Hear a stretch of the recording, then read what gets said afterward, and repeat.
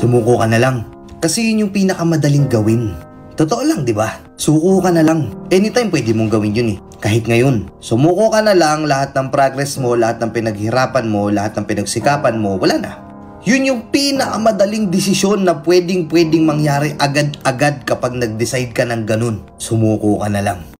Mas mahirap magpatuloy eh. Kasi hindi mo alam kung ano mangyayari. Mas mahirap magpatuloy, mas mahirap lumaban, pero kapag nagpatuloy at lumaban ka, lahat ng pinapangarap mo, lahat ng gusto mo mangyari.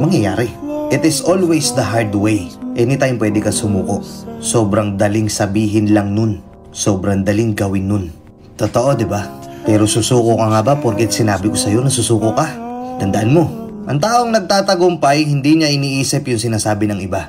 Kahit may mga taong magsasabi sa'yo na sumuko ka na lang. Kahit may mga taong magsasabi sa'yo na hindi mo kaya yan, wala kang mapapala dyan, iba na lang gawin mo, ganito na lang gawin mo. Kahit may mga ganong klaseng tao, magpapatuloy ka pa din.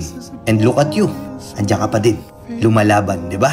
Marami naging struggle sa buhay mo ngayon, marami kang pinagdaanan, pero look at you, still fighting, still thriving. And masaya ako at proud na proud ako sa mga ganong klaseng tao. Oo, ikaw yun, kaya tuloy-tuloy lang. May mangyayari dyan, kung ano man yung pinagtutuunan mo ng pansin, may mapapala ka dyan. Basta wag kang susuko, okay? Nagets mo yung content na to? Oo, para sa'yo to. Baka kasi pinanghihinaan ka na ng loob. Yun lang, peace out.